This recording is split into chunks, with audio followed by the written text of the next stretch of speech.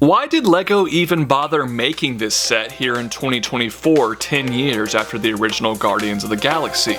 Let's find out.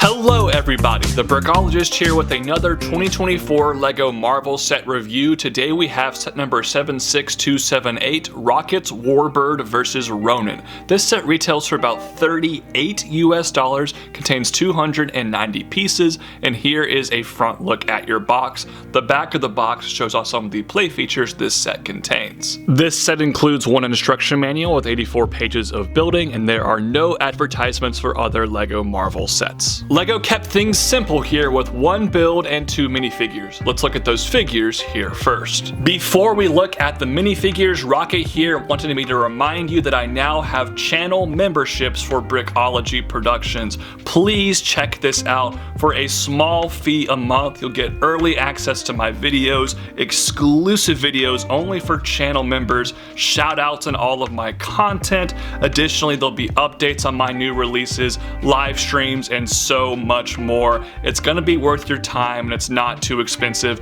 Please give that a look. I would love to see you there and it really helps out my account. Now, on with our feature presentation. Our first minifigure here is Rocket Raccoon in his Ravager garb, a completely exclusive figure to this set, and LEGO nailed the torso here, especially with the lack of sleeves. That is an accurate detail to this character, and the torso print looks good as well. The rest is pretty standard fare for Rocket Raccoon. I do love his head sculpt, I love his tail as well. However, I wish they would color the tail around the torso and hip area to match the torso, but other than that, it's a good looking Rocket figure, has some nice detail from the back. Good figure, but nothing crazy amazing. The one other minifigure included with this set here is Ronan The Accuser, making his first appearance in LEGO minifigure form for the first time since 2014, a decade ago, and was it worth the wait? Not at all. Pretty much every single aspect of this minifigure is noticeably worse than the 2014 version. The only thing I prefer here is the cape. That is a very interesting and intricate cape design. That's cool. Everything else, the torso printing, at least he does have leg printing, but the leg printing as well, the face print, and especially the hood, which is just using the normal Star Wars hood piece, when the original figure had a very specialized and cool hood piece, look way worse than the original version. I honestly don't really know what happened here. The skin tone might be a little bit more accurate with this one, but his face print is just kind of boring. Double-sided face is okay, I guess. He does have some good back printing, but overall, definitely a drop the ball figure here. LEGO, you could have done way better.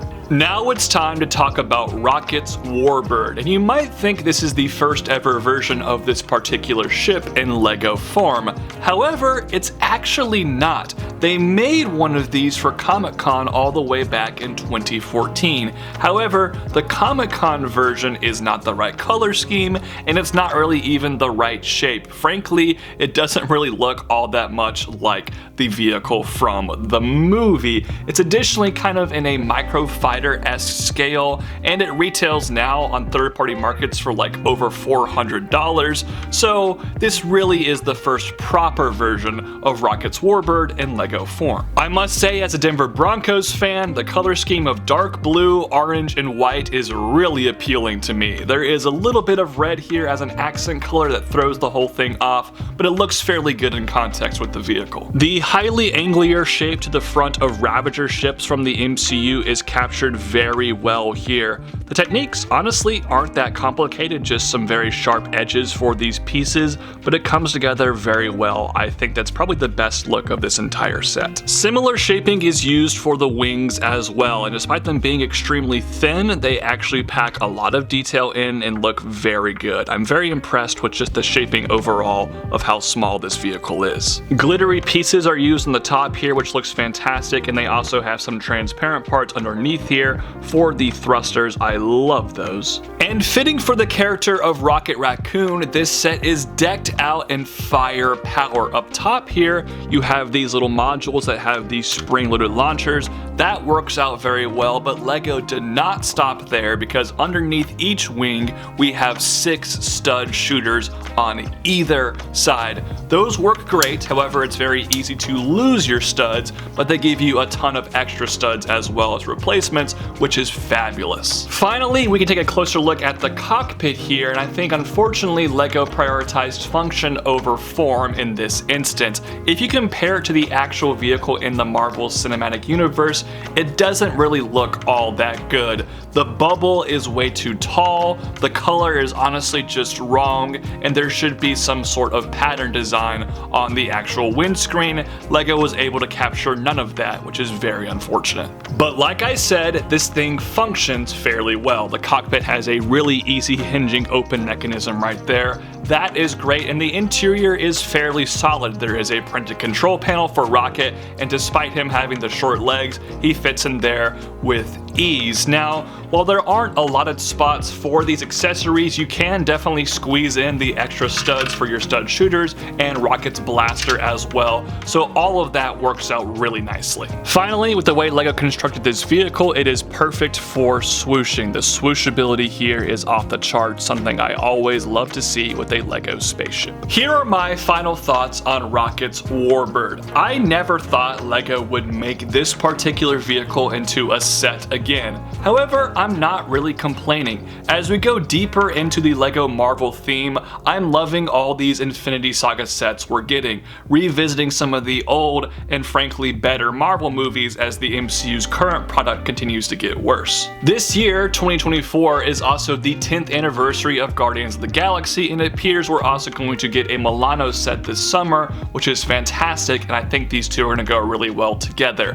However, the design here, the value, and even frankly the figures aren't really that good. We'll talk about the build here first. I think it's fine. There's some good techniques. I like the overall visual appearance, and I think it's mostly accurate besides the cockpit, but unfortunately the cockpit is the focal point of the build, so it loses some brownie points in my opinion there. And it's also just really small. This vehicle definitely needs to be a little bit bigger, so I don't think it's the best design in the world. The playability is great though. There's tons of firing missiles. The swoosh factor is great. It's easy to store everything inside, including your Rocket minifigure, so major props to the play value. All of that is wonderful. The minifigures are just about as mid as it gets. Ronan is cool to get here in 2024, but he looks noticeably worse than the original version, and the new Rocket just really isn't inspiring me. Overall, the figures are so average,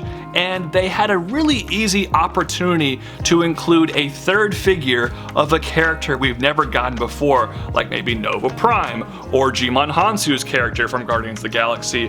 However, they didn't do that, which is a humongous letdown if you ask me. LEGO, come on, give us 3 minifigures in a set of this price. And that's the perfect segue into talking about the price. 290 pieces for $38 is just a bad price to part ratio. 38 also just feels like such a strange value. And when you compare the size of this vehicle and the fact that you only get 2 minifigures here, yeah, it's really not a good price. Honestly, a few years ago, I would have expected this set to cost about $25. Given the current market, I would give LEGO some leeway in pricing it at 30 bucks. 35 would be really pushing it. 38, which is the actual retail value, is just ridiculous if you ask me. Definitely wait for a discount on this one because the price isn't all that good. I like the idea of this set, and I just think the execution could have been a bit better. Overall though, I'm leaning a little bit more positive, which is why this set is going to get a 6 out of 10 from me.